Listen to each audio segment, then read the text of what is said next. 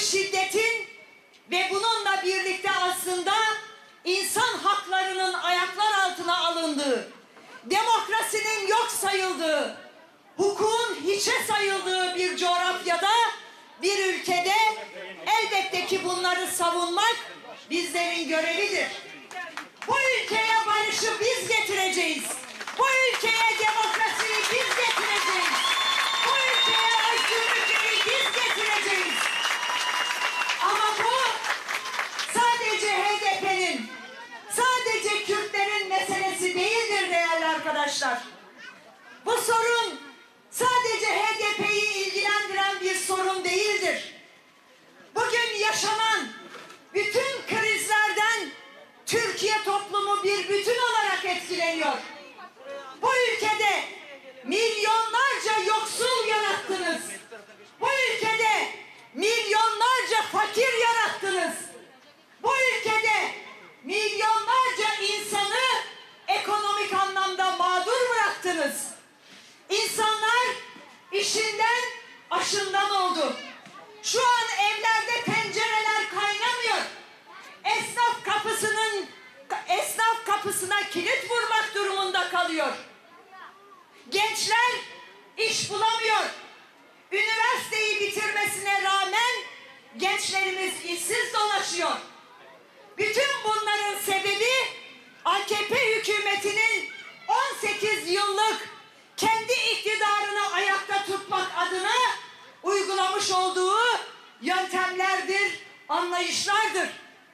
Kendi yandaşları dışında, kendi ahbap çavuşları dışında, AKP'liler dışında hiçbir şekilde insanlara iş alanı yaratmayan, istihdam alanı yaratmayan, bütün kapıları kapatan bu anlayışa karşı işte bu ülkeye biz barışı getirmek, demokrasiyi getirmek zorundayız. Ama bunun başında öncelikle AKP'yi iktidardan düşürmek gerektiğini biliyoruz. Onlar da son demlerini yaşadığını biliyorlar sevgili arkadaşlar. Önümüze koyulacak olan ilk sandıkta kaybedeceklerini artık biliyorlar. Çünkü Türkiye halkları, Türkiye toplumu AKP'nin gerçek yüzünü görmüştür. Bütün anketlerde artık tek başına iktidar olamayacak olan bir AKP gerçekliğiyle karşı karşıya olduğumuzu hiç kimse unutmasın. İşte bunun için önemli bir ittifaka, demokrasi güçlerinin ittifakı olacaktır. Bu ittifak kadınların ittifakı olacaktır. Bu gençlerin ittifakı olacaktır. AKP'ye karşı olanların, bu düzene karşı olanların, bu kadar saldırıya, şiddete, öfkeye, baskıya karşı olanların güç birliği olacaktır, ittifakı olacaktır. Şimdiden bunun hazırlıklarını yapıyoruz. Evet, Türküyle, Kürdüyle, Alevisiyle, Sünnisiyle, Lazıyla, Çerkeziyle, kadınıyla, erkeğiyle, genciyle, yaşlısıyla, 7'den 70'e 82 milyon insanın hep birlikte AKP'den kurtulacağı özgür bir Türkiye, özgür yarınlar, HDP'nin bu ülkeyi yönettiği bir ülkeyi sağlayacağız.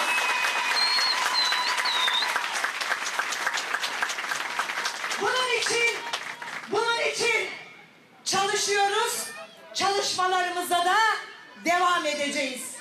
Her an karşımıza bir erken seçim tarihiyle çıkabilirler. Ama HDP buna hazırdır. HDP bütün il ve ilçe örgütleriyle yapılacak olan ani bir erken seçime ya da baskın bir seçime tüm il ve ilçe örgütleriyle hazırdır değerli arkadaşlar. Biz biliyoruz ki bu ülkenin kurtuluşu HDP'nin yönettiği bir Türkiye ile olacaktır. Selahattin Demirtaş'ın özgür olduğu bir Türkiye ile olacaktır. Figen Yüksekdağ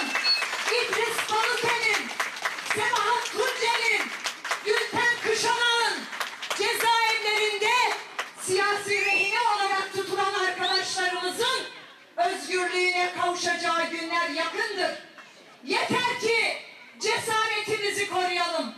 Yeter ki gücümüzü koruyalım.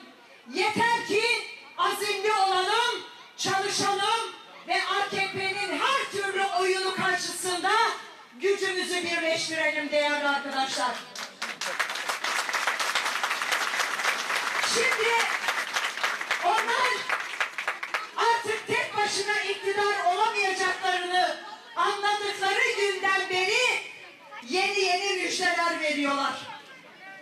Tayyip Bey her gün bir müjde veriyor ve bu müjdenin de aslında hiçbir işe yaramadığını hepimiz biliyoruz. Son bir ayda ikinci müjde. Biri Ayasofya'nın ibadete açılması, diğeri de Karadeniz'de bulunan doğal gaz rezervi. Sevgili arkadaşlar, artık bütün umutlarını 7 kat yerin dibine bağlamışlar. Çünkü yeryüzünde herhangi bir umutları kalmamış. Türkiye toplumundan, Türkiye halklarından bekledikleri umudu bulamayacaklarını biliyorlar. Bu yüzden de yeni bir müjdeyle çıktılar Türkiye halklarının karşısına.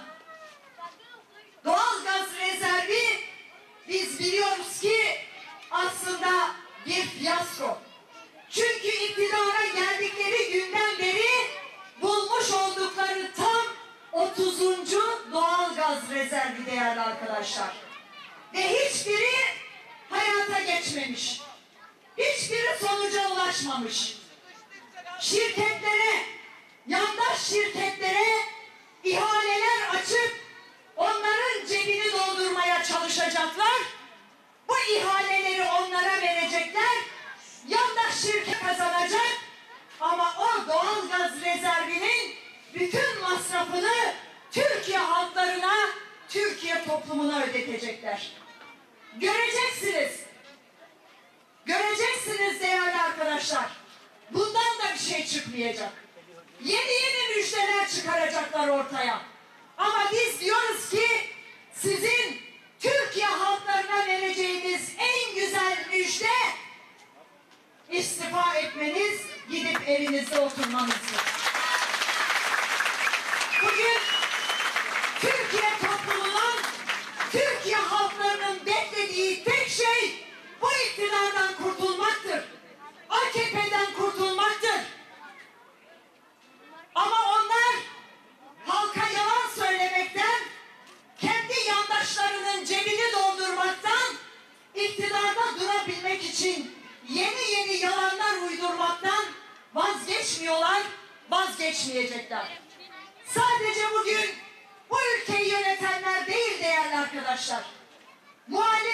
Muhalefet partileri başta olmak üzere, özellikle yeni kurulan partiler ve şu an muhalefette olan partiler, her biri olası bir erken seçim için gözlerini Kürtlere diktiler, Kürt halkının oylarına diktiler. Çünkü hepsi birer rapor hazırlıyor ve Kürt sorunu nasıl çözülür, Kürt sorununu kim çözer, Kürt sorununu ben çözerim diyerek şimdi seçim hazırlıklarına başlayanlar, Kürtlerin yıllardır yaşadığı acıları, Kürtlerin yıllardır ödediği bedelleri hiçbir zaman dile getirmeyen ve asla bu konuda konuşmayan, itiraz etmeyenlerdir. Bakıyoruz, bir zamanların başbakanı bugün yeni bir parti kurdu, şimdi gözünü Kürtlerin oyuna dikmiş.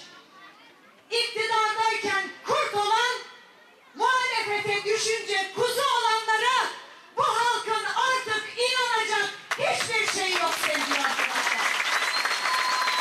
Evet, iktidardayken, Kürt halkı katledilirken, Kürt halkının seçilmişleri cezaevine koyulurken, Kürt halkının seçtiği belediye başkanlıkları ellerinden alınıp yerine kayyumlar atanırken hiçbir şekilde söz söylemeyen, hiçbir şekilde itiraz etmeyen, Kürtlerin yaşadığı acıları görmeyen, döktüğü gözyaşına seyirci kalan, bugün Kürt sorununu ben çözerim diyerek raporlar hazırlıyor. Kürt sorunu konusunda rapor hazırlamanıza gerek yok. Kürt sorunu konusunda Kürtlerin yaşadıkları başlı başına zaten bir rapordur. Siyasetçilerinin cezaevinde olması başlı başına bir rapordur. İmralı cezaevine tecrit uygulanması başlı başına bir rapordur.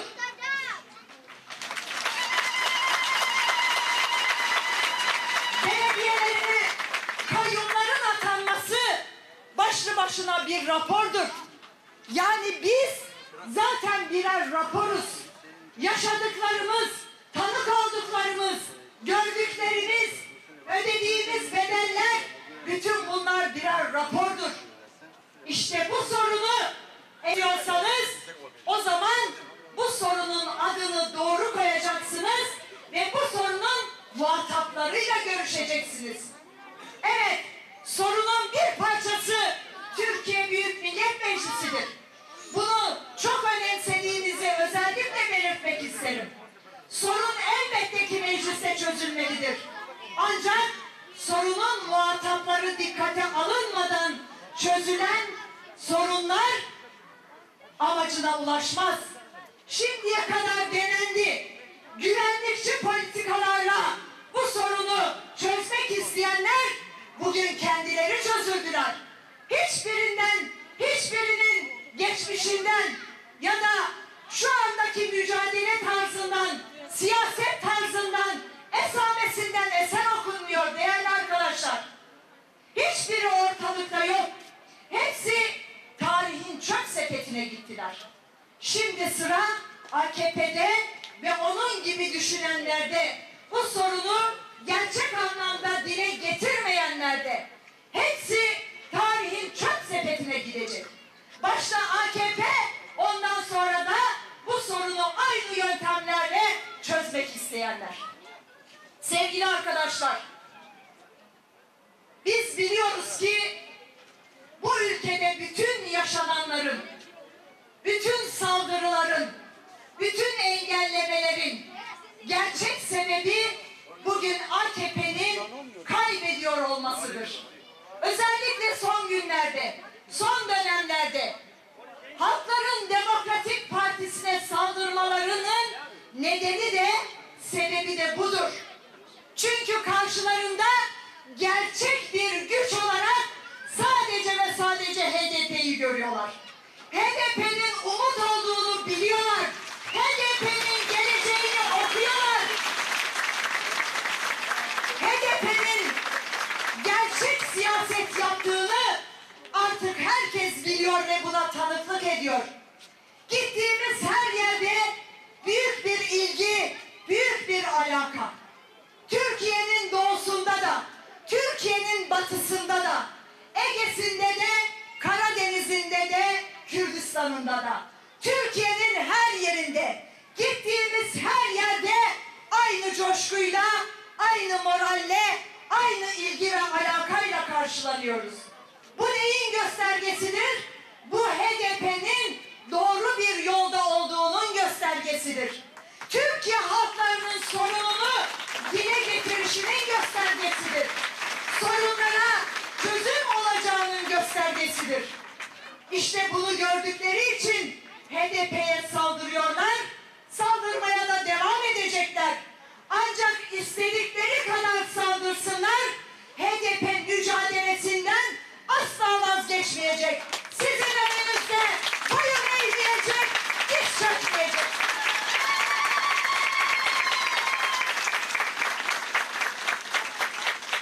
Sevgili kadınlar, sevgili anneler, özellikle kadın arkadaşlarımızın, annelerimizin yaşadığı acıları biliyoruz. En fazla barışı isteyen anneler olduğunu biliyoruz. Çocuklarımızın artık yaşamını yitirmediği bir ülkeyi en fazla annelerimizin istediğini biliyoruz. Çünkü bütün bu yaşananlardan en fazla etkilenenler annelerimizdir, kadınlarımızdır. Çocuğunu toprağın altına verenler, çocukları cezaevlerinde olanlar, anneler, kadınlar, şuna inanın. Biz en fazla sizin için mücadele ediyoruz. Biz en fazla kadınlarımız için, annelerimiz için mücadele ediyoruz. Evet, sevgili arkadaşlar, sevgili yoldaşlarım, bu uzun soluklu yolda elbette ki gideceğimiz yol uzundur. Ancak bu yolun sonunda mutlaka bir ışık vardır. Bu ışık barış ışığıdır. Bu ışık demokrasi ışığıdır. Bu ışık Türkiye halklarının geleceğidir. Türkiye toplumunun yarınıdır. İşte bunun için eğer mücadele edeceksek hep birlikte edeceğiz. Hiçbir ayrım yapmadan, Türküyle, Kürdüyle, bu ülkede yaşayan her kesimin, her inancın, her kimliğin, her mezhebin birlikte mücadele edeceği bir yol mutlaka vardır. Bu yol HDP'nin çizdiği barış yoludur. Bu yol HDP'nin çizdiği demokrasi yoludur. Bu yol HDP'nin çizdiği özgürlükler yoludur. İşte bunun için bir kez daha diyoruz ki savaşa karşı barışı, tecrite karşı özgürlüğü savunuyoruz değerli arkadaşlar. Buradan özellikle cezaevlerinde olan arkadaşlarımıza binlerce selam göndermek istiyorum. Sevgili Selahattin Demirtaş'a, sevgili Figen Yüksekdağ, İdris Balıkesir, Ülker Kuşan'a, Canan Geriler'e, Sabahat Tuncer'e, Aysel Tuğla ve buradan ismini sayamadığım onlarca, yüzlerce hem seçilmiş hem partimizde görev yapan, il ve ilçe teşkilatlarımızda çalışan, bu partiye gönül veren, bu partiye selam veren binlerce arkadaşımıza buradan selam gönderiyoruz. Biz biliyoruz ki cezaevlerinde sadece bizim partimizde siyaset yapanlar yok. Bu ülkenin aydınları cezaevinde. Bu ülkenin barış savunucuları cezaevinde. Bu ülkenin akademisyenleri cezaevinde. Evet, bugün iki avukat, Ebru ve Aytaç, bedenlerini ölüme yatırdılar. Adil bir yargılanma için yaptılar bunu. Ancak bugün duyduk ve görüyoruz ki onların tahliyesi gerçekleşmemesi durumunda bu iki insan yaşamını yitirecek. Tek talepleri adil bir yargılanma. Bu ülkede adil bir yargılanma yok. Bu ülkede bin bir çeşit oluşturulmuş suçlardan kaynaklı hazırlanan dosyalarla insanlar suçsuz yere cezaevlerinde yatıyor. Evet, bu ülkede yazarlar cezaevinde. Bu ülkede demokrasiyi isteyenler cezaevinde. Kadınlar cezaevinde. Ama şunu da ifade etmek isterim ki sevgili arkadaşlar, Türkiye aslında yarı bir açık cezaevi haline geldi. Çünkü hiç kimse kendisini güvende hissetmiyor. Ağzını açanı, konuşanı, yürüyeni, her türlü hakkını kullanmak isteyeni, partisinin binasına girenleri, partisinin önünde basın açıklaması yapanları, genel başkanı gelmiş diye yanında duranları bugün suç oluşturmuş ve cezaevine koymuş olan anlayışa karşı şunu ifade etmek isteriz. Bu devran böyle dönmez. Bu devran mutlaka değişecek. Adalet bir gün size de lazım olacak. İşte bunun için yargının, adaletin, hukukun, demokrasinin bu ülkede ne kadar önemli olduğunu, ne kadar kıymetli olduğunu biz söylüyoruz. Bütün Türkiye bilmeli, bütün Türkiye duymalıdır. Bu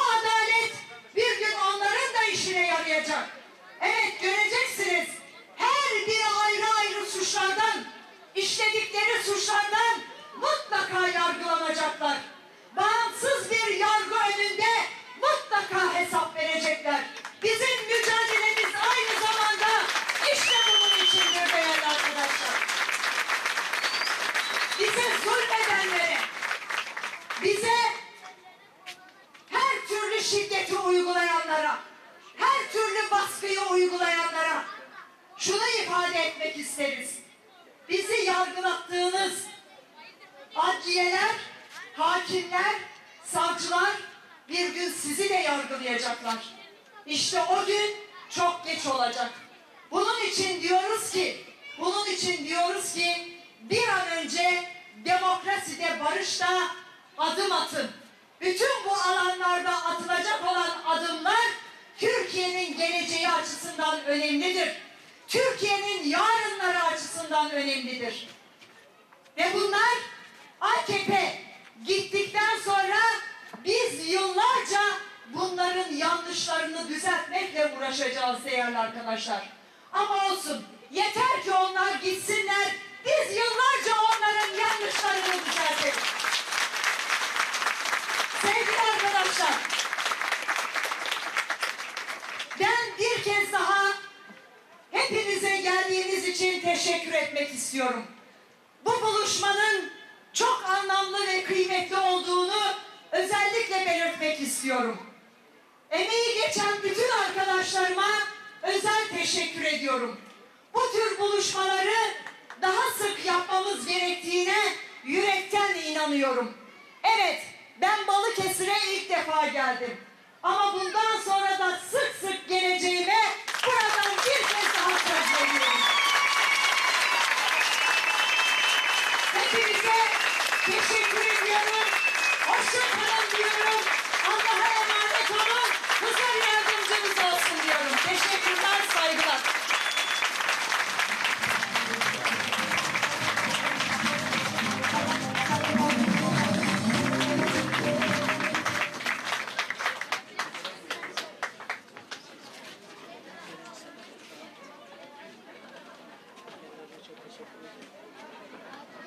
Ayvalık Pir Sultan Derneği yöneticileri aramızda, kendilerine hoş geldin diyoruz. Emek Partisi Balıkesir İl Başkanı Mehmet Cemil Tosunoğlu ve Emek Partisi İlçe Başkanı Musa Metin aramızda, kendilerine hoş geldin diyoruz. Yeşil Sol Partisi MYK üyesi Süleyman Eryılmaz aramızda, kendilerine hoş geldin diyoruz. Yeşil Sol Partisi İstanbul İl Eş Sözcüsü ve parti meclis üyeleri aramızda, kendilerine hoş geldin diyoruz. Balıkesir İnsan Hakları Derneği Şube Başkanı Fahri Semizoğlu aramızda, kendilerine hoş geldin diyoruz.